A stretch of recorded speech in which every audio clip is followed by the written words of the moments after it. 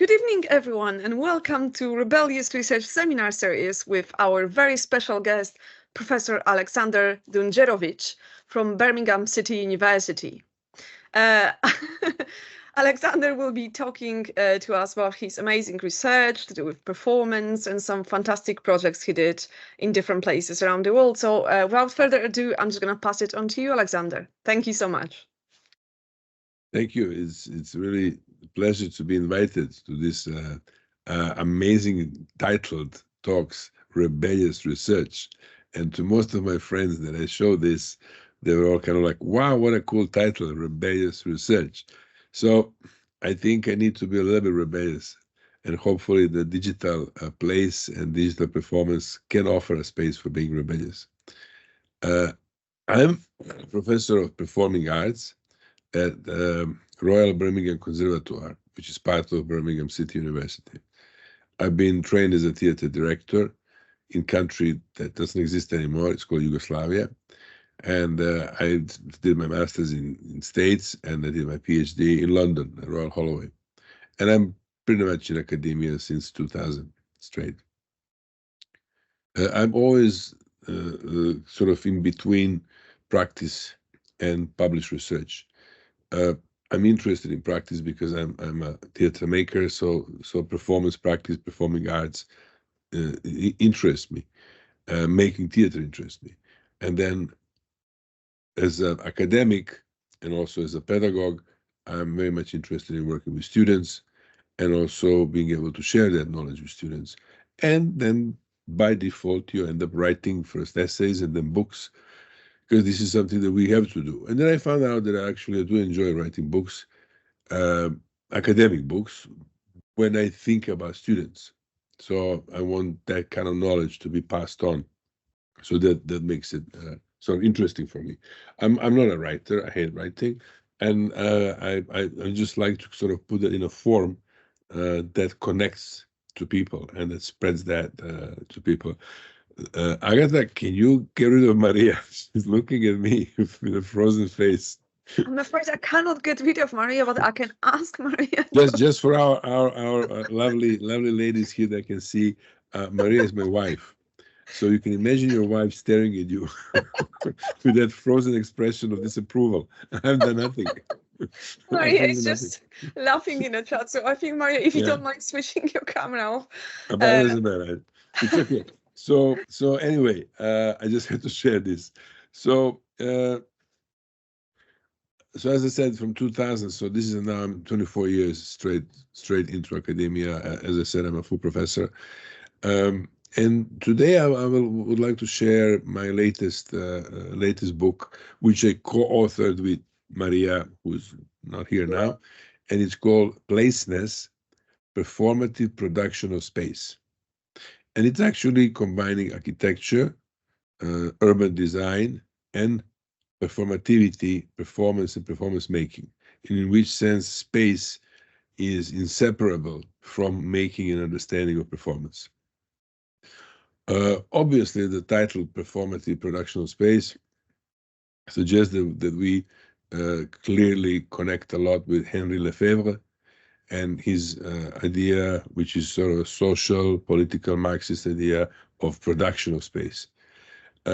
Just that, as Lefebvre was discussing production abilities to construct the space, we were talking from the point of 21st century where we are now, and we're talking about, and retrospectively looking in the back in the history, we're talking about narratives that create space. So we're looking at the performative aspect of space. So space is not one, space can be many things. And it depends about performative interaction, human performative interaction with the space, which then creates narrative. That was sort of a starting point that we were interested in the book. So then we approached from two different disciplines. And the book is coming out in August. It's published by Bloomsbury. So it's already on the websites and it's for sale, but it's crazy expensive. They're selling for £170. So I'm not sure who's going to buy that, but I guess this is just like a starting point. Just like a funny anecdote about prices of books. My second book was written by Robert Lepage. Robert Lepage is a Quebec filmmaker and theater director. And my second book was about his cinema. And it was published by Columbia University Press. And then later on, 5, 6, 7 years, I'm in Paris. I go to Georges Pompidou Center. I go to the library, and I find my book, and I'm so excited. But I found my book in the very back of the bookstore, where they're selling like books for nothing. So my book was like for €5, sort of, just kind of whoever wants to buy it. But it's still in a library or in a bookstore or Georges Pompidou. So this is now kind of a preamble to this book and to this research, and it's actually my main preoccupation at the moment. So part of that book is dealing with the digital place, and my talk is now related to the notion of digital place and how that digital place is constructed. So I will just, for now, we are here, and I can see some people are there, some people will watch on recorded, but as it is now, we are all connected within a digital space. We're all present in a digital space. First of all, we're live. So, hello, Agatha. Hello. How are you? I'm great. How are you? Excellent. Yay, And Lee, where are you? I can see you have a lovely background. Where are you? Where are you based right now? I'm in Kent. Ooh, wow. What's the weather like? Rubbish. Oh my God, it's the same. I'm in Manchester. But it's always rubbish in Manchester. Lee, I like your hair. Is it cool? Thank nice. you. Very nice. Thank you. Thank you. So you see, I was a little bit kind of performing. Not that I don't like your hair. I like your hair, but I was performing a little bit. And the idea here is to locate us now. You see, it's now. And we are pretty much in the digital space as we are. We cannot really make a difference between the physical space and digital space if we talk about now and presence, because it's at the moment. We could be now sitting in a room, and let's say we're all drinking tea or coffee, like Monica is drinking, and we could be chatting about things. Same story. We could even create a same background. I have some fake clouds. Imagine now if you all put some kind of a fake similar background. Suddenly, we are in some kind of a unified digital space. So the first thing about this digital space in this platform, the Zoom platform, or Teams platform, but Zoom is more easier to manipulate with images, is that we are present now at the moment and we're live. That created even just kind of in sense of semiology, created a problem for us when we're writing a book, is how to differentiate.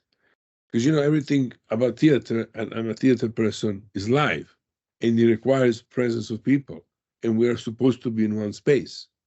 So that's, for me, what creates theater as opposed to film or as opposed to the television. But however, in a live digital theater, which is my book that I wrote last year for Routledge, you have all these characteristics. We're present. We're just chatting to each other right now. We're in a digital space, unified. So that's something that's quite a new thing, let's say. It's a new thing that happened. Obviously, it became quite popularized because of Corona, where we had to shift our existence online. So that was a key sort of starting point to discuss how do we coexist in a digital space, and in terms of digital performance that interact with that digital space. The second thing related to this idea of placeness is that the meaning of a space is created through human action and human interaction with a space. So, if you put a bed in a room, it's a bedroom. And obviously you relate to bedroom in a specific action. So that's you're gonna put your clothes, you're gonna put pajama, you're gonna go to sleep. So these are the human action relevant to bedroom. I'm have some of my PhD students trying to get in and they're all complaining about Teams. So while I talk, Agatha, can you send me just a link on my WhatsApp to Teams because they can't get in? Sure. It would be nice if I could get some of my PhDs to be here. And they're trying. Okay, so the relationship in that sense between the human action and space is very direct. So if I'm now in this environment, and if I'm now very close to the camera, and if I'm actually looking at you and I'm trying to say something to you, that has a very different feel from me being here. So, or for the shot that we have in the background, or for the light. Imagine like there is a light here that we're bringing in, and it's kind of creating a very strong light. Or if I take this light off, and I sort of maybe darken the room a bit, then you have a shadow. So shadow, closeness to the camera, the background information, specific angles, me walking off the shot, me destroying the shot, or joining with the shot. So these things are not part of performance as in theater. These things are not part of the physical space. This is not something that you can do in theater, in performance. So this is where the other part of this digital performance, comes in. This is where the part from YouTube, from theater, from film, from television comes in. Because you need to relate to camera. This camera relates then that message, that image, the fragment of an image to the viewer. So you have already a hybrid. So the live digital theater, the digital space, is actually a hybrid. Because it is a hybrid of performance, being live, being in the same space, and actually being the Agatha, I don't have a link on WhatsApp. Send me the link on WhatsApp, please. Maria did it already. Maria did it. So we communicating behind the scenes here. So it's all sorted. Okay. All right. So, okay, there is one, there is two, there is three. There you go. All right, I said it. Thank you. Sorry. Now maybe they'll pop up. I have two students from China doing PhD, and one is local, so it'll be interesting for them to join us. So this is the second aspect, that this is something that we bring together. Now, let's go back a step, and we just talk something about digital world, and just like a digital thing that's recorded. Let's say Agatha will now, after this, edit, and she will bring some films in there, and she will bring some projections, and she will create a little film out of it. So let's imagine now that this stays like that. Sorry, it's recorded, but it has a sort of a texture. There you go. My students are coming. This is Roxanne. She just passed her PhD 2 weeks ago. She's a doctor, Roxanne Corda. Bravo, Roxanne. Dr. Corda. Hi, everyone. Hi. Okay, so then if you sort of look at back into this, and you look at this as a sort of a, let's say, YouTube presentation, and we keep it like this, then we tap into this area of these YouTube presenters, YouTube influencers. Now that's a phenomenal thing. Like, I have a 4-year-old and I have an 8-year-old. I have older kids as well, but my 4 and 8 are killing themselves with YouTube. And they're spending hours watching complete idiots, talking to them, playing with things, and they're absolutely mesmerized with that. So I learned, that's what before I even did a book, I learned that there is something fascinating with this. It's a fascinating because they are actually engaging with this performance.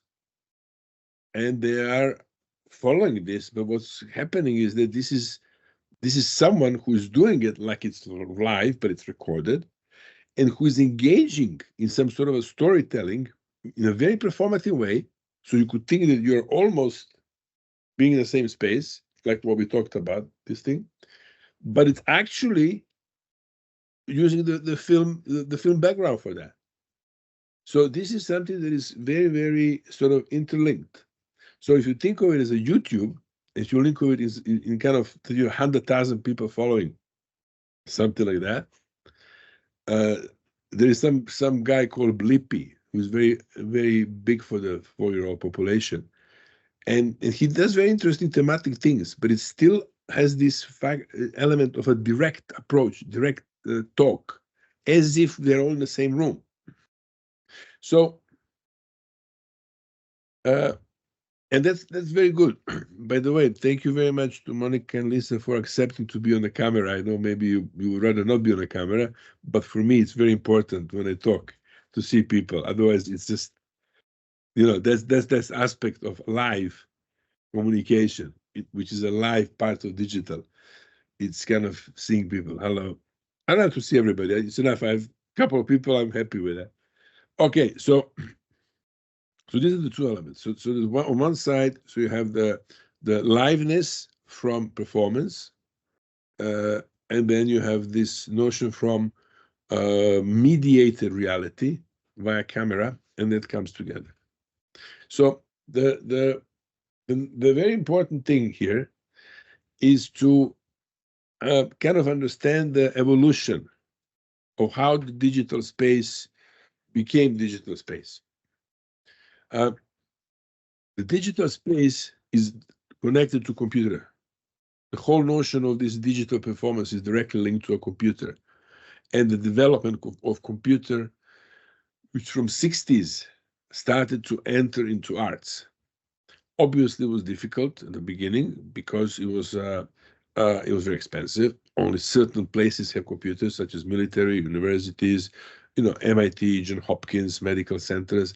So artists have been part of sort of exploring what can you do with a computer, and what now you can put on a iPhone 14. You in those days you had to put on a whole building, in order to process everything.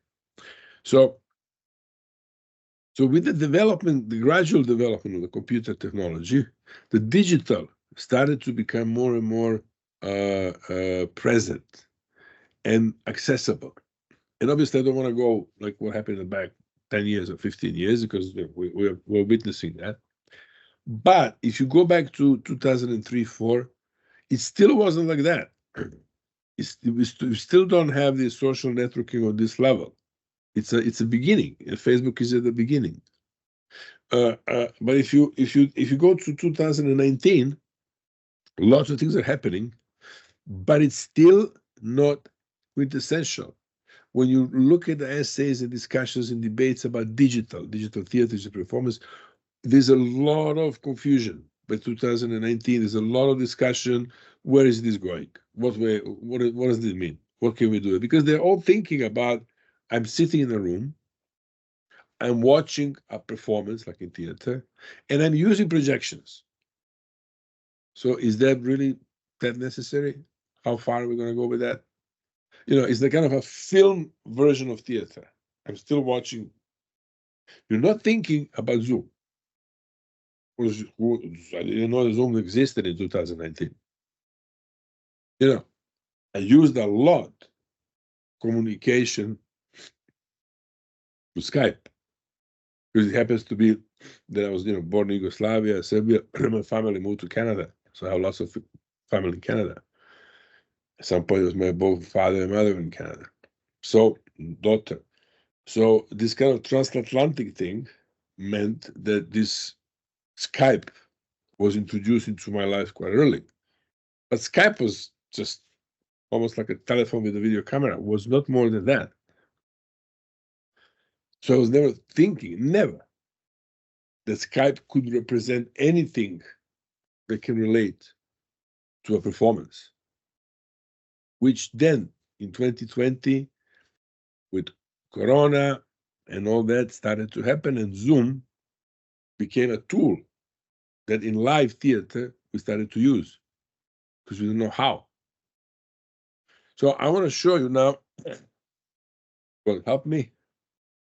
I try to share. You see, I wrote a whole book about Zoom, and I. Okay, so are we sharing? Yeah. 1 second. So if I'm gonna, I have to be brave.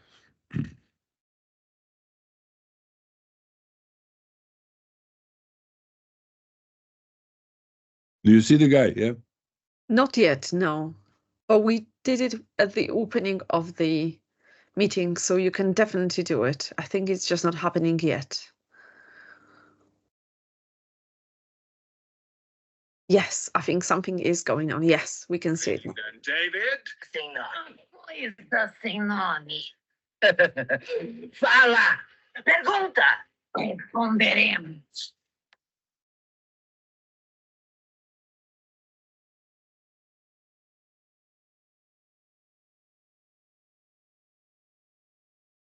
Long time. I hope you're well.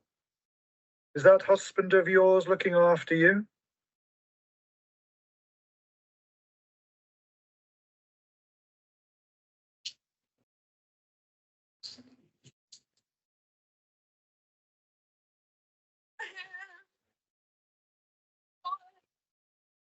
Fear not till Burnham Wood do come to Dunsinane.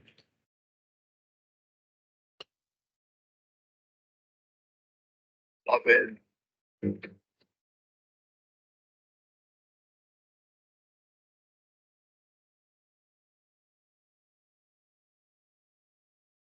É doce morrer no mar. Okay, so look at me, how cool I am. And now I'm gonna take this. Okay, am I not sharing? Am I back? Yes, we just see your face now. Wonderful. Wow. So what you saw there is the trailer that the purpose of that trailer was to sort of advertise the production, but you saw some images and some clips. I would say about 70% of the things that you've seen of the trailer were Zoom live. Okay, we recorded it, but it was Zoom live. So some of them, obviously, like the shot of woods. I think there was some other. There's one or two. Actually, most of them were Zoom live. Were live, done live. So even if you have these crazy images, but they came from manipulating the Zoom. I was working with a Brazilian company who was very advanced in using telepresence, and they were exploring that kind of digital aspects of theater for quite some time. So that whole performance lasted about an hour, 20 minutes, and we performed. I think it was around December 2020, I think. Went to a festival in America. There was a festival of digital theater, 21. We won some awards. So the whole thing was done with performers in America, UK, and Brazil. We used 3 Lady Macbeths. So, I mean, we adapted heavily. So, we brought Duncan in, but Duncan had an affair with Lady Macbeth, and that's why they were trying to set up Macbeth. So it was a bit like, so we did an adaptation. So we rehearsed on Zoom. We performed on Zoom, Obviously, nobody saw anyone because it's December, like 2020. We're all in a lockdown, except number 10. And everybody's kind of like, you know, in their own situation. But the point is that we rehearsed and we performed from our rooms. And I have a section, one of the actors, Stephen Sims, who played Macbeth, who was for many years with Royal Shakespeare Company, who describes that this whole process was totally crazy because his bedroom or living room became like a studio, like a theater studio, performance studio, cross between theater studio and performance studio and a TV studio. And he was filming things and he was doing stuff and he was, you know, exploring things, and there was a background and a projection, and you know, we have like a same like a stage manager sitting there manipulating in Brazil, and you know, we have a Lady Macbeth sitting in New York, and we have in Sao Paulo this one, and we are stationary in Birmingham, and it was like that. So that's was our kind of project. Then the big project that I observed, I followed. I wasn't involved in it in that way, but I was involved like a researcher, and Roxanne was actually performing in it. Hi, Roxanne. You got you see? Hi, don't run away now to drink tea. Roxanne was performing in it. Was called Arts of what was the name of the production? The Art of Facing Fear. Art of Facing Fear. Now, she was actually acting in that production, Zoom. So, but in their case, they just expanded that. So it was like what? It was like something like 30 actors from like what, 4 or 5 continents. Was it like that? Yeah. Sorry. Yeah. Yeah. So it was like France. It was like England. It was I think in 4 or 5 countries in Asia, in Africa, in Latin America. I mean, the biggest problem was to organize the timetable because everybody operated from a different geographical zone at a different time and all that. So something like that. So it was a massive undertaking, and it was run from India by Red Curtain Theatre Company and Brazil. And so imagine now creating something like that, where you have a 30 performance, and it was about COVID experience for different people. The Red Curtain continues to work because what this now gave us understanding that this combination between the digital theater, digital space, and this kind of like use the platform around allows access. I mean, we had people from Nigeria working. We had people creating their experiences and talking about what they lived through from India. That would not. How would we bring them together? How would you organize these different actors, performers with different experiences? How would you bring them together? It wasn't possible. You know, the festivals, the big theater festivals, when they started after the Second World War, the idea of the festival was to bring the cultures together, to use the culture to overcome the conditions that led to war. And so Edinburgh was set up, Avignon was set up, Paris, Le Tom was set up. All the big festivals were set up with this idea to bring people together. But obviously, you can only bring people together if the country has money to pay for them to come together, which means that the third world countries are out of the game. But suddenly, with this process, you have people from the small countries, from communities that would never be able to go anywhere, can actually engage in a process that can create something and can be disseminated. And people around the world can see it. Our Macbeth, I think we had like something like 130 computers being logged in, because you don't know how many people see it, but you can know how many computers log into the presentation. About 130 people. So if we said a few people watching, you know, that's a solid 400 or 500 people watching the Zoom performance. And I think, how long did the Arts of Making Fear run? What did you do? I think we did about 5 performances, but our show wasn't the only one. There was a previous iteration with a cast before us as well, and I think they did a similar run as well. And you had something like, you had an audience, you had people watching you. Yeah, we had people for each show. Yeah, absolutely. I'd say that, I mean, there was probably, you know, at least I mean, it changed per show, but there were at least like 30 people in each show, and maybe like up to 50. You to mean 100. the equipment? I mean, for the audience member. How do you know there were 30? Yeah. How do I know? Well, Yeah. because you can look at participants on Zoom and see how many people are in the meeting. How many of them would join? Yeah. So that was the thank you, Roxanne. So that was the way of doing that. So this is significant social and cultural aspect and political aspect of Zoom theater, what Zoom theater, Zoom live digital space can provide. One of the sort of a follow-up from that is the idea of digital space and the notion of placeness being in a continuous transformation, in continuous flux, because it's something that you know, unlike in physical environment, you know, here, because of this, what I have behind, you know, I could be there, I could be in the sky, I could be in Milan, I could be in Calcutta, I could be wherever, and that transpositioning of space, simply because it's an image environment, or I could be in some phantasmagorical space, completely different, is very strong. It's very different. Oh, look, we have Shelley and Chase joining us.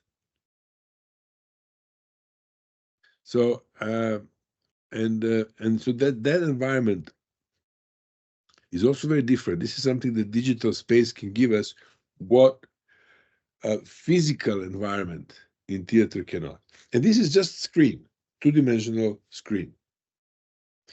Now, this changes so fast that in Brazil, in May 2023, when we had a workshop with actors there, part of the School of Performing Arts of Sao Paulo, we did some experiments where we wanted to work with AI, but basic AI that exists on the app.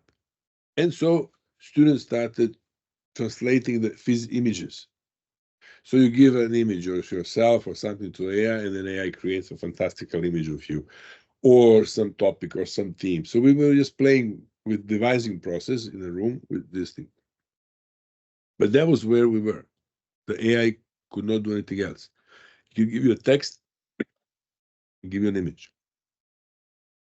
A year later, now, I'm running a workshop with another PhD students, this time from Serbia, and I just had a session online before this. And one of them is saying to me that they're trying now to put, he's a Buto dancer, a Japanese dance. He's a Buto dancer living in Germany. And he said he's trying now to create, as a part of his exam for me, to create a film, a dance film, but then he wants to put that film through AI. So that AI creates the characters for him. He said, I don't know if I can. I'm looking still for a possibility. Mainly, I think that exists, but I don't think it's still available on that level. But we are already, in just a year, we are already moving from an image to a possibility of creating a digital environment. So it's called digital space, but now that I'm talking to you, actually, it should be called digital environment, performative environment, because you create a whole environment around that situation. It's not just like a sense of place. And that's where this whole thing of digital placeness comes from, that, you know, placeness is a meaning of a place. It's like a genius loci. It's a sense of what that place is, what the space is. And so the digital placeness actually creates that sense of a place. But as technology moves, we are now moving into an era from this, which is like, okay, we're live, we're all in location, we're in a digital space, to something absolutely removed, to something that is almost non-human. From your PhD, Roxanne. And it goes into completely dealing with alternative presence, which is AI or avatar. They can come out of that. And then if you want to connect that with those glasses and virtual VR glasses, and where you actually then can project yourself as an avatar within the AI created story, we're now flying. We're going, you know, and I'm not a techie person. I'm not a digital computer techie person. I'm not interested. I'm just fascinated with the performative aspect, how something technical suddenly can take all the faculties of a human presence and human communication and human liveness. I know I was supposed to talk 1 hour, Agatha, but I will bring it to a close, if you don't mind. Yeah, of course. Well, And it's we your can- time, so We can however you open want to to use the it. we can open to the questions, and then they can be more interactive. Did you want, before we bring into the question, did you wanted to show us the other videos? I would like that if possible. Yeah. Do you mind sharing your screen on your side, and then we can have a discussion afterwards? That would be great. That's Thank a you. good idea. Well, yeah, I was thinking like in a rock concert, you know, you finish early a little bit, so then audience goes like, no, more, and then you go more. Yeah, that's what's happening with the questions and I'm discussion. being interactive. Okay, so let me show you some other. This is from Andy in Brazil. We created Looking for Andy Warhol, and we performed that in Sao Paulo. And it also uses, it was rehearsed on Zoom, but also live. And it used projection, and it also used Spain. Spain created some inflatable. So yes, that's one example of how you can create these multinational projects as well, because now you have ability to bring people together to create different parts. Okay, so let me see.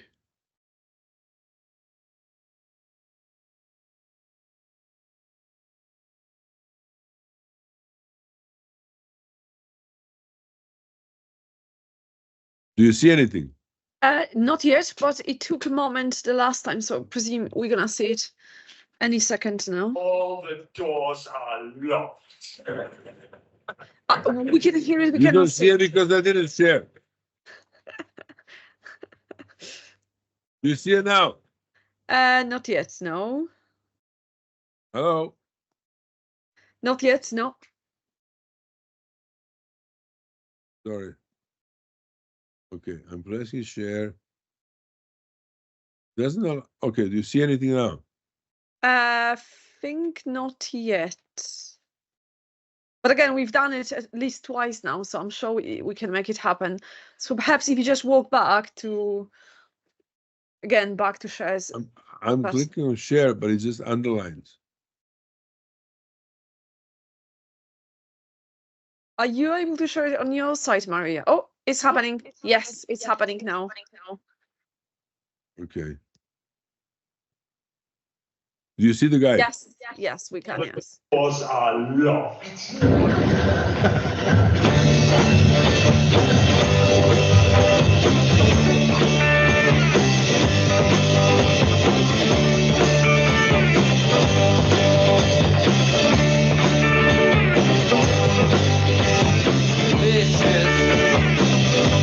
You hit me with a flower.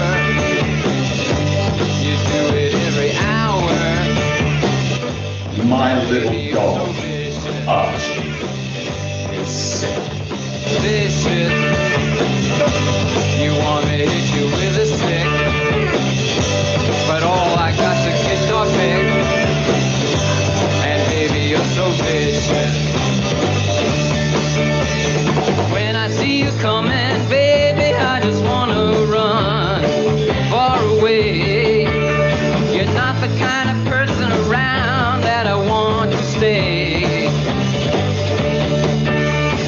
When I see you walking down the I step on your hands and I mangle your feet. You're not the kind of person that I really want to be, 'cause you're so vicious.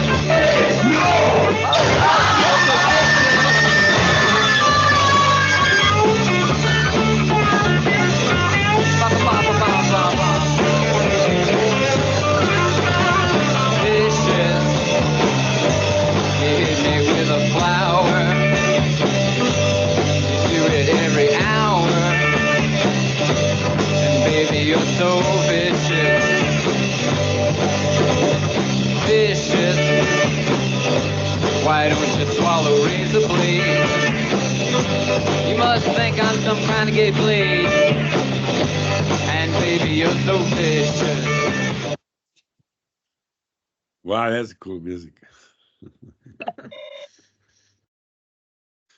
Okay, so yeah, thank you for reminding me about this. So Andy was actually then bringing together the digital space and the physical space. We were able to create performance because we rehearsed through Zoom. In terms of digital space, we created this big inflatable structure, which actually became the Studio 54. And that was pumped up within a theater space, and then actors entering. We were able to project things on and inside. So we started using sort of a digital space intertwined with the physical space and with a kind of architectural object within a performance. So it started to have multiple purposes for us. So that's good that you brought me there, because it's I was kind of going in the direction of AI, but that's something that we'll see in the future. But this is an example how you can actually use it in a theater, in a performance practice. Okay, thank you. Questions? Thank you so much, Aleksandar. That's just absolutely fascinating. I mean, I have plenty of questions, obviously, and it's absolutely wonderful to have Maria here as well, because I know you obviously work together, and it's rather fascinating how your disciplines kind of merge and interlink here, and that's what I have a couple of questions about. But I know there's lots of people here in the audience, so I'm just gonna see if there's any urgent question from anyone there, and if not, I'm just gonna start with mine. So is there anyone with who wants to start? I'm sure my PhD students will have a question. So let's start with Roxanne, because she has a burning question. Roxanne, there you go. I'm listening. I'm all ears. Well, I didn't have one yet. I was gonna wait to hear the other question. I'm happy to start, and then we can just start the conversation. I don't want to, for you to be put on the spot. I mean, again, fascinating. So obviously, there's lots of ideas we can explore over there, and like when you were talking about the idea of space, but also when you were talking about the idea of being live, like this little performance you did at the opening, just to remind us that this is happening as we speak, that this is not pre-recorded, obviously, but at the same time, obviously, this space, with this digital space we are sharing at the moment, is an abstract concept. It's not really a space in a kind of a traditional way of thinking, and what it makes me think of is Walter Benjamin and the idea of aura, and this idea of kind of obviously technologies and reproduction. So I wonder if you have any comments in relation to that, because it is a different concept of creative artistic production, and I just wonder how you respond to that with your practice. And you muted. Yes, so. yes. It's a good question. Yes, Benjamin was important. We studied a lot around what he was saying at that particular time in the human development. But I believe, and I think we kind of came from that understanding, is that things are so moving and so changing, and things are becoming so obsolete that there is no that you don't really have a fixed narrative to hold on anymore. The space is this or space is that. In fact, with kind of this digital creation of space, it can be anything. It can be literally anything you want to, and then that in many ways reflects to I think reflects to where we are physically. with the physical space. Because, I'm sitting here in Manchester, I'm in Salford Keys, which is Media City, and it has all these new buildings, which are glass buildings, completely imitating America in New York. But, in Manchester, 80% of the time is raining. And so you have a glass structure in a completely wet, humid, rainy environment. There's a reason why they built everything from red brick for centuries. So, I think there is a little bit of that kind of projection from the outer world, even in the way that we live now. It's a fantasy that moves a lot into this, where we are now.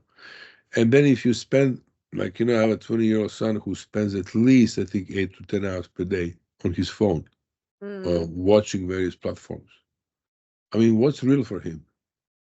What is a physical space for him if he sits in his room 10 hours per day watching on a phone, different platforms? So I think that the whole notion of the physicality and the reality has moved because people respond to it in a different way. I mean, I'm 100% convinced, I'm saying this to you for this record, that AI will flourish within next year. And you know why? Because now they're selling AI partners. You can get yourself a partner as an AI. And they're saying, like, I fulfill all your fantasy. Originally, internet developed this fast because of the porn. People were going into internet to watch porn. This is a fact. This is the social studies things. So I'm sure that the AI will become extremely influential. I'm not saying it's good. I'm not saying bad. I'm saying that this is something that people go to. And as long as people go to, unless you want to be in Russia or China, I don't know how you're going to stop it.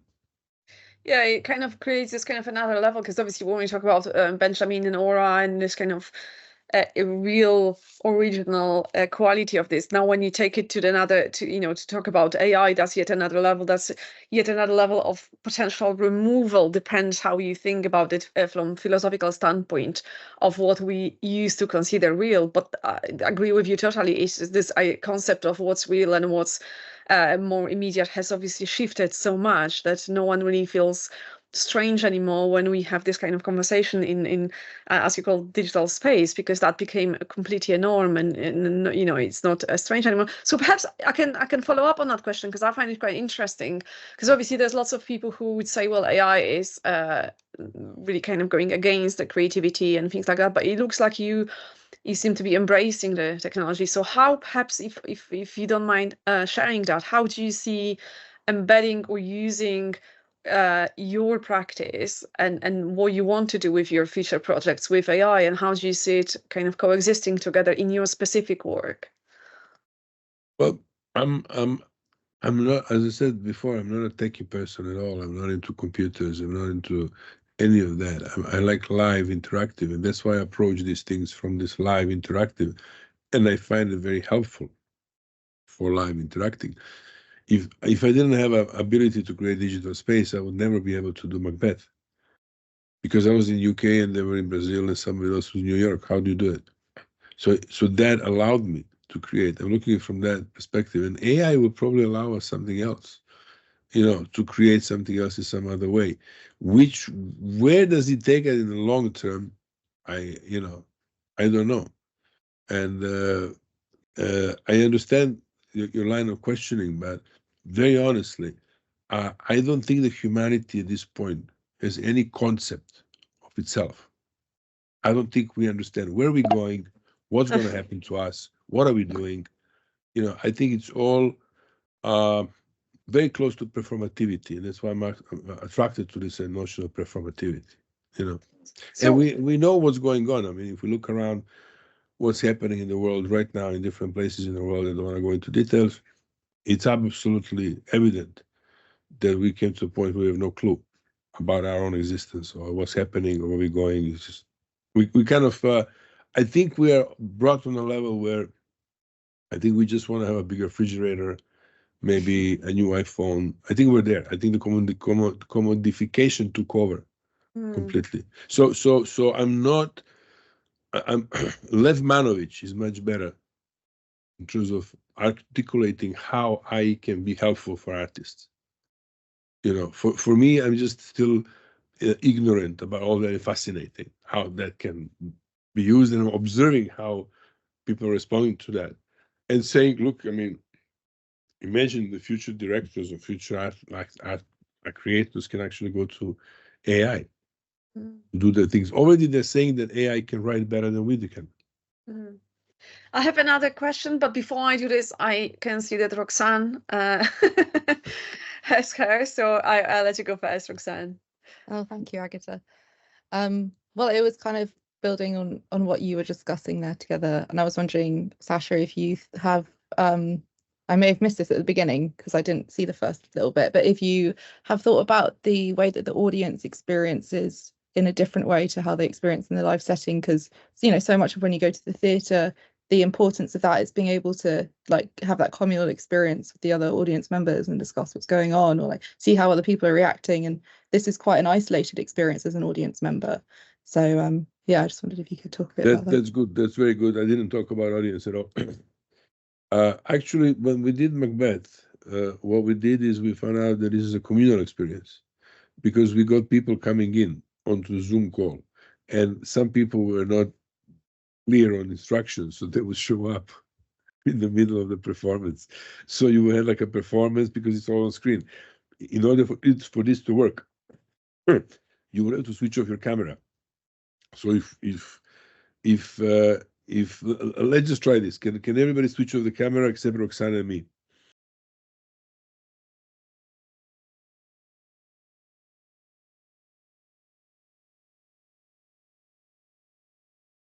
Switch off your camera. Just for that, and then okay, and then what happens is that you also remove all these names here. There's a way to do it. So what happens is that now we can have a scene. Let's say there's a 4 of us. So we can have a scene here, and we're discussing this situation. So I can go like, so Roxanne, what did you do today? It would be nice if I can hear your voice. Hi, Sasha. Sorry you couldn't hear me just then. Yeah, I did some writing. I had a coffee. I fed my cat. You have a cat? Yeah. I have a cat. Yeah. Do you have a cat? No, I have 3 dogs. Oh, okay. And my dogs chase cats. Well, It's a big problem for me. at least they're just facing cats. What's the name of your cat? She's called Edna. Edna. Yes. Edna is good. Thanks. So do you want to have a coffee now? Yeah, should we go for a coffee? Here, look. Yeah, we can remove ourselves and go for coffee. Okay. Do you want to come to my cloud or do I come to your background? I'll come to your cloud. Let's do that. Yeah. Yeah. And then you press and you get a cloud. Okay, can everybody come back, please? So what happens, so we're just like chatting, but what happens here is that we are having a scene and you're watching that scene, but you're very much present here. You're there. So it's not isolated at all. You are present there. And what happens towards the end of the show, we all came back. There was a thing, everybody comes back and we all have a discussion and we all see each other and we talk to each other and get a feedback and have this kind of communal. So the thing is that I was very much surprised, actually, I didn't expect that, is that actually I thought it would be, but it's not. It's really very much connected and people jump in and jump out and go in and they're there, they move away and you're aware that they're there. You're aware that they're watching you. You know, and that's what also actors were telling me, that it's very strange, especially Steven, who did both film and theater. He was saying it's very strange because you feel like you're in film, but you're actually in theater because it's so live. But yet there are no people around you, but they're around you. So yeah, you have this kind of communal presence, but it's a different kind of communal presence, Roxanne, from the one that you would have like if you're in theater. Have I answered your question? You have indeed. Thank you. Thank you. Poor Roxanne, she spent 5 years with me. It's great. I think see- Maria has another. Sorry, I think Maria has another question. It's not really a question, it's some reflection on that you said. So there is something that Sasha hasn't shared, but it may be worth it if you could share the website of Macbeth Progetto. But it was a project that it wasn't only on Zoom. We did like 6 different cycles, and obviously the 5 first cycles were face-to-face, and then the last one was online because the pandemic happened and so on. And always there was this first element of engagement of the actor with the performance, with the audience, which at some points it was a party of karaoke. Then we had in another production, there was this element of the tarot cards. And when we did it in Zoom, we did the same. So there was an element where people were starting to come in, and Stephen started engaging with, reading the letters. And as he was saying, people don't realize that they have the camera, so they come in, and you can see people sitting in the living rooms. There were groups of people watching, but at the same time, it works. So actually, you had that kind of 10 minutes experience where you are very interactive about things, and it just helps to support how people enter in the production. So that way, after those first 10 minutes, you will never have this kind of accidents with the camera. So I think that's, something that I didn't realize up to now, but actually it makes quite a lot of sense, always having that kind of period that you need both in person and also when you're with live Zoom, because you need people to get into that atmosphere and that action of the play. That was all. Do you see the screen? Yes.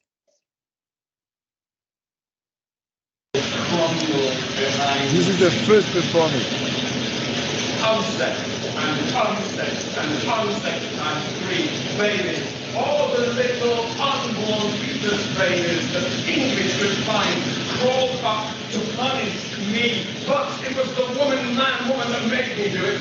You cannot say I did it, she said, while pushing the needle in. There she is, hanging by. Oh, she thought that feels.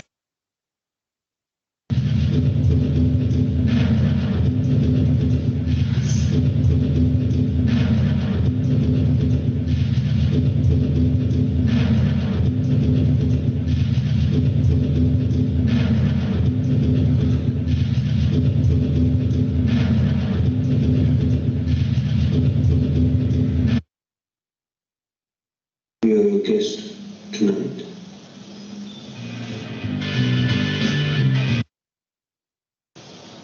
No more that thane of court, or I shall see if I wasn't interested. God pronounced his death, and with for a title.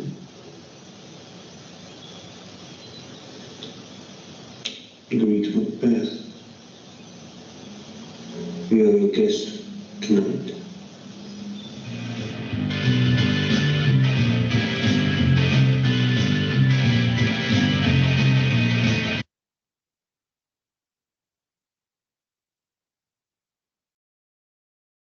So that was the first cycle. This is 2017. You can see that we brought the video into performance. We are using Shakespeare text. Very different experience from the Zoom theater of 2020, where we adapted the text completely, rewritten, reworked. We're using camera in a different way. It's a Zoom theater. This is a live performance with heavy usage of the screen, still relating to us, if you think that this could be sort of moved into Zoom. So it's done in a very different way. But yes, that's the I just wanted to show you this, and then the whole site, the website that you can share with people, Agatha, if anybody's interested.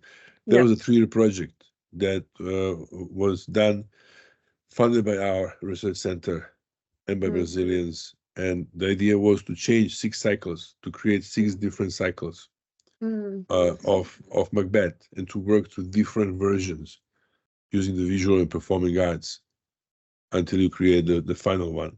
And now we're following a very similar way with Shelley, who is a PhD from Shanghai, who is working on Merchant of Venice. And we already have an adaptation called Shanghai Shylock, where we have a female Shylock, and she's playing there, and Roxanne is playing her daughter. And hopefully we will go to Shanghai Festival in October to apply for that. So as again, and I said at the beginning, this kind of work for me is integrated with pedagogy. So you can see that, explore all this in order then to bring some kind of a method that I can then bring to PhD students, that we can create projects and then explore that and take it next. That was one of the questions I wanted to ask you, but if that's okay with you, I just want to follow up from Roxanne's questions and what Maria was talking about, because I think it's quite interesting how really effectively this kind of work you're doing and the collaborations you're engaging with effectively are really elaboration on new forms of kind of reception processes and practices.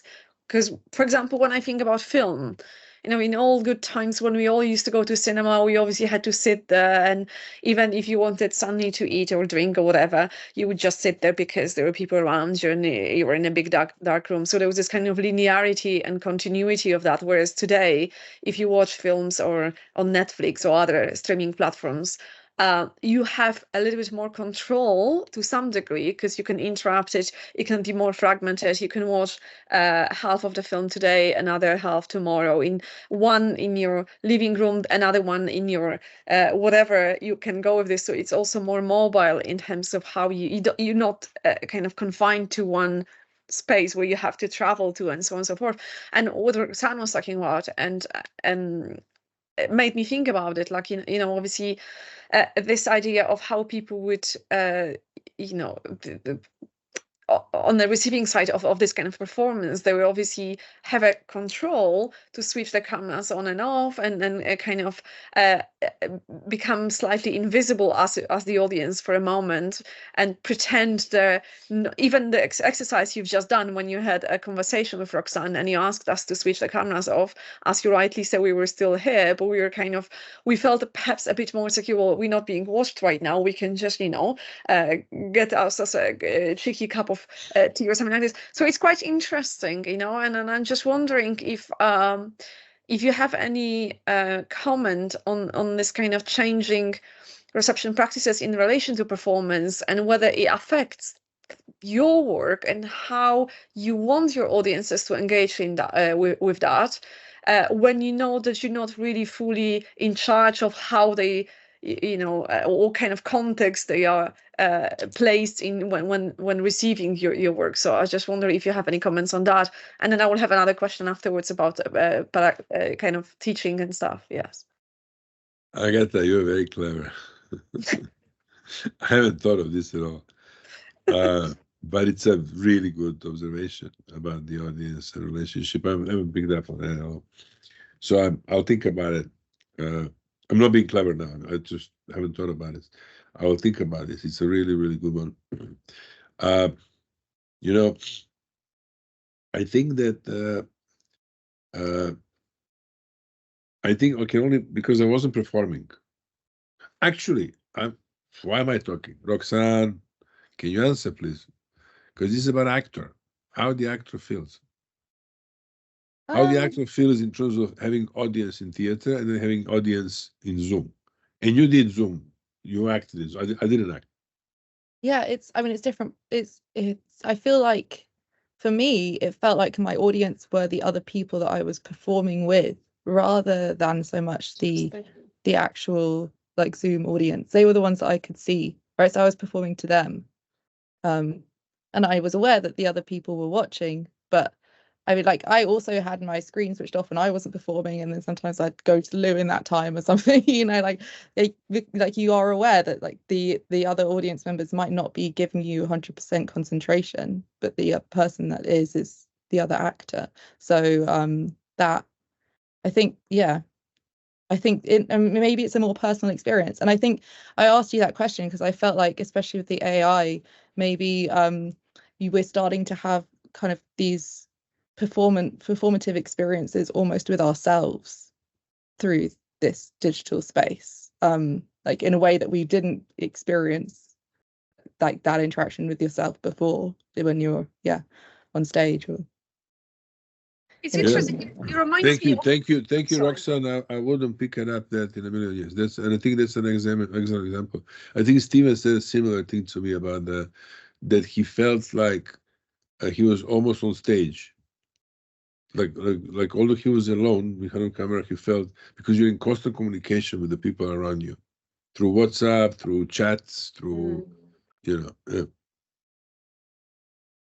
It reminds me of my first, and it's very different, but obviously there's some kind of analogy when when we hit pandemic, and I remember my very first lecture to a group of 30 students, and all of them, every single one of them, had their cameras off, and I felt incredibly uncomfortable just talking to an empty gray screen, imagining the faces of my students. And I'm myself a bit of a performer when I teach. I love interacting with my students. I walk around and just look at them, and it is, of course, teaching is a bit of a performance, any kind of conversation, and I find it very difficult at the beginning because of this absence of feedback, because even in this space we're sharing right now, I can see your faces, and even though we're obviously looking at our respective corners of the screens, because it's not exactly like an eye contact you would have in real life, there is an equivalent over there, and I can see people responding, nodding, smiling, sometimes just saying something. So it's an interesting one. But I guess what I was thinking about when I asked these questions, because big part of my research in the past was to do with reception practices, but it was more to do with the meaning. So, for example, when you have some, because I worked with indigenous communities and their filmmaking and representation practices, and what was happening in my case was that what I realized when some of this work was put on YouTube, for example, and if the audiences were not necessarily experts in a field, so they would not know much about that specific culture, and they would just see a fragment of what the community wanted to say, suddenly it was taken completely out of the context. So this kind of fragmentation of reception practices was effectively changing or perhaps not changing, but like affecting the meaning. And so it kind of goes back to Hall's reception, theories, like what is that you want to say with your message, with your, artifact message, what is that the audience takes from that. So I think this is where I was coming from when I asked this question about people just not being engaged in the same traditional way. And it's not to say that it's bad, but it is definitely different. So it's obviously a different kind of engagement, and perhaps it's really refreshing, and perhaps it's interesting. It opens up new ways of looking at this kind of work. But I just find it really interesting, especially in relation to theater and performance, which traditionally has been really embedded in this kind of very close connection between the actor and the audience, which sits in front of you. And so that I guess that's what this kind of interest comes from. So I don't know if you want to add anything else, or I just ramble. I don't know. No, I got that. You were very informed about this. But I have my faithful audience here from the beginning, Lee and Monica. Do you want to say anything? You don't have to. Thank you for that. It was it's quite interesting to think of it in those terms, because I'm a filmmaker, so I always think of it in terms of the frame, and how performance is as much the actor as the lighting, as the frame, as the set design, and so it's really interesting to bring and think about performance in the way of kind of Zoom. But I also think what is really terrifying as a question is what is real to a younger generation who have grown up with phones and a life that is once isolated in some way, and yet connected oddly in another. And I do, maybe this is the future of trying to connect to younger people. It's the way of connecting to them, and maybe getting them out of the digital space, that it is it's a useful space, but at the same time, there's nature and there's stuff out there that's really good for your well-being. You know, so I think Lee, you said something important here. Actually, you're right. I may even use it for the conclusion. oh, okay. No, but you said something really important. It's about using all this technology to connect with younger people, because that's the way how they work the narrative. There's no point of, I mean, it's horrifying, but nobody reads. My students don't read. So how do you connect? So yes, finding the way to use these elements to reconnect with them in some more meaningful way could be something positive. That's so interesting, because it kind of links to my question as well. It's like, it's about not necessarily rejecting the new ways of communication, but kind of making the most of it. So it's super interesting what you both said, really. Monica, I have to ask them. They were so lovely and watching me patiently. Yeah, I also don't have so much to say, but I'm coming from the opposite direction. I'm originally a performer, and but from artistic performance, so I'm not from theater. And I was always interested in, like, let's say, breaking the frames, interacting with audience, and etc. And the pandemic brought me more or less towards using film to transmit my, that was kind of the urgency of the moment.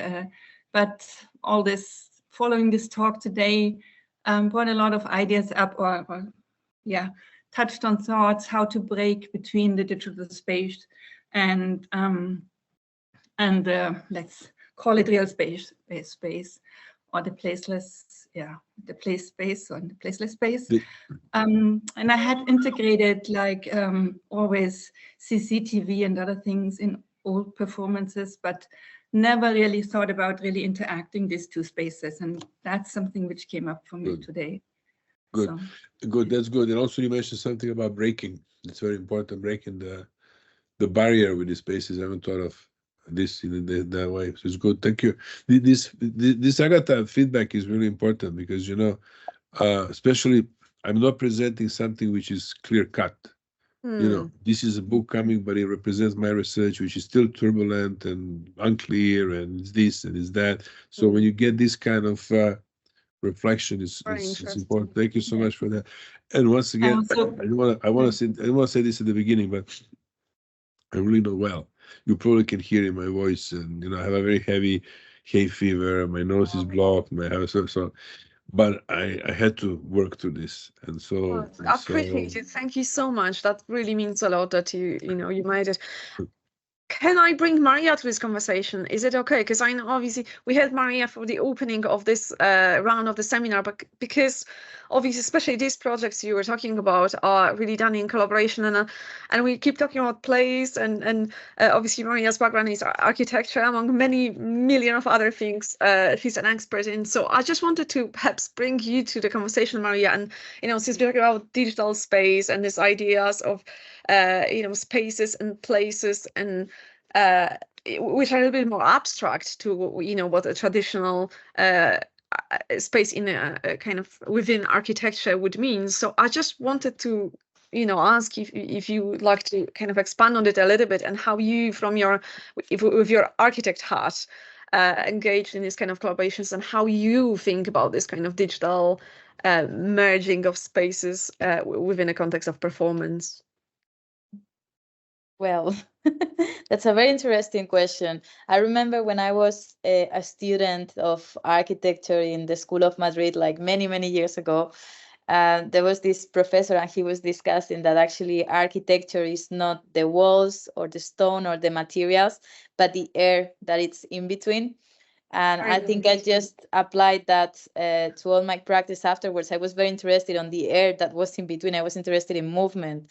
I was interested on atmosphere and everything that is actually not architecture. So yeah, I think just going back to our book, which is coming, I can't remember if I think it's in September, about placeness. It's that reflection that actually place and space is much more It's much more than just the materials.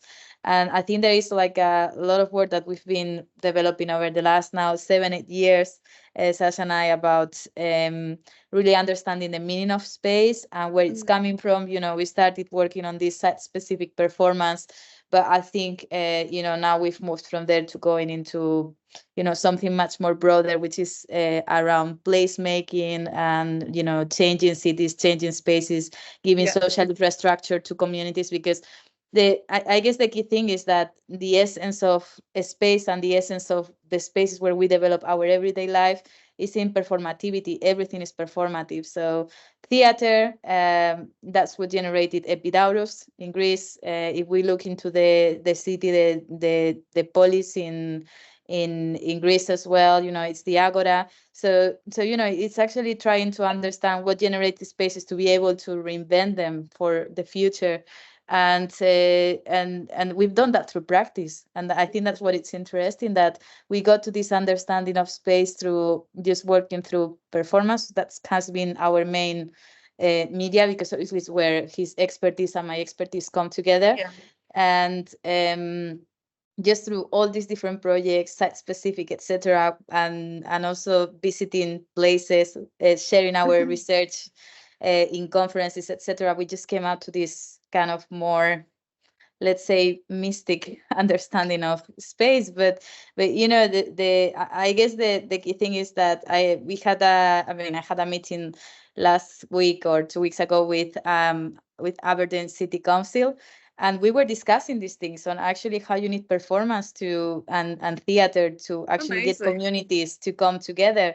And you know, it's just I think we're all trying to understand and to get going through the same place, but it's about how you articulate it. So yeah, it's amazing what you're saying, because, well, first of all, it's quite beautifully linked to the idea of human presence, really. So obviously both architecture and performance doesn't exist without people. You wouldn't have architecture without people who need it, and you obviously wouldn't have performance, both in terms of actors, the makers, and the audiences. So it's quite beautiful.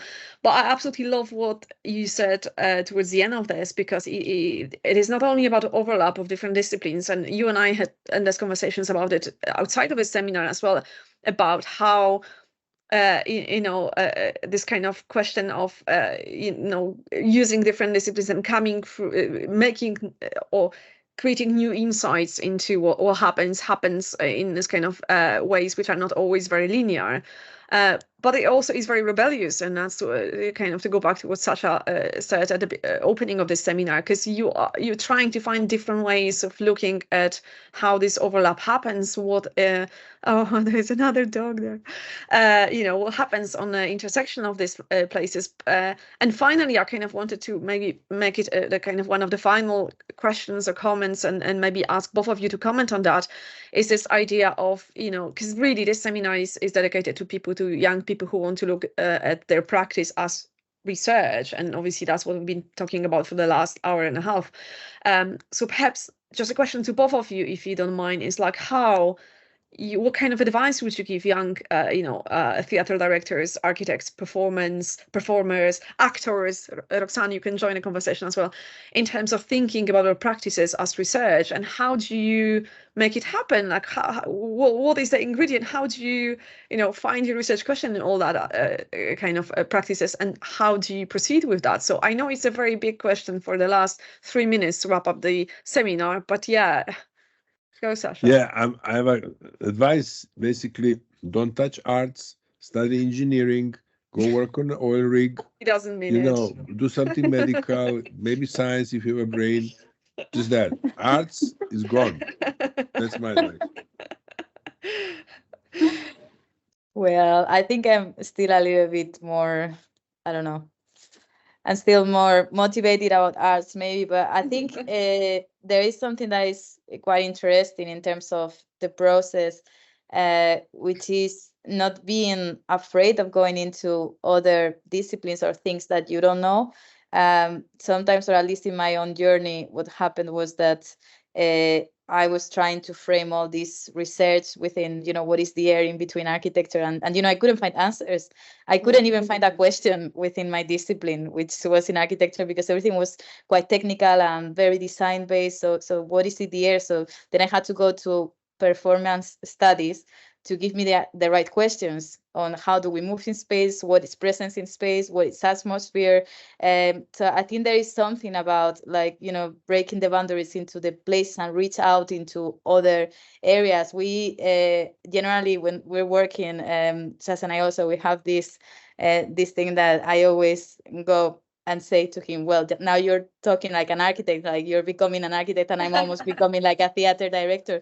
But there is something about I would say it's not about the questions, it's where you position yourself within everything that is happening. Is that what is going to make you be able to do the questions? If you cannot find the questions where you are, just move into somewhere else and someone else will give them to you, or some other environment. And that's I think that's something that is important. Just be very movable, reach out of things, as much active as you can be, and then things will start happening. Yeah, that's wonderful. Roxanne, would you like to add something? I mean, not trying to put you on the spot, but is there anything there for you? No, from actress perspective, yeah.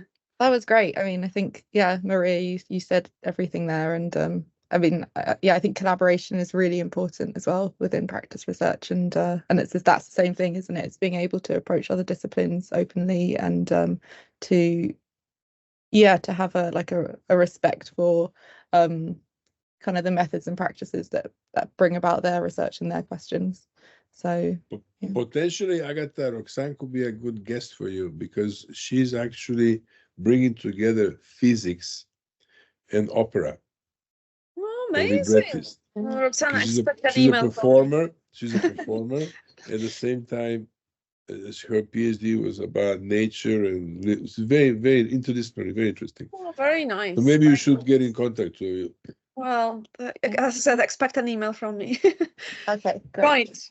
I think it's time for us to wrap up, because it is 5 o'clock. So, Sasha, thank you so very much. I know that you are not well today. I know you're drinking your vitamin C right now, so I do appreciate it. And I know, it's just absolutely wonderful to have you here today. Thank you for a fantastic conversation. It was just really insightful, really interesting. Thank you so much, Maria and Roxanne, as well, for your contributions. It was really nice, because obviously, since you worked with Sasha on all the project we discussed, it's just really lovely to hear from you as well. And everyone else, thank you for your questions and comments, and I thought it was really, really interesting discussion. So there's more to come next month. I'll do my best to release this video by the end of today, if not tomorrow, the latest. Wow. That's amazing. Thank you so much, Agatha, for everything and for organizing this, and hopefully we're a little bit rebellious. I'm sure we will. Lovely. Thank you so much. I hope you you feel better soon, and have a lovely evening, everyone. Thank you, and see you next month. Thanks for coming all. Bye bye. Bye bye. Bye bye. Bye.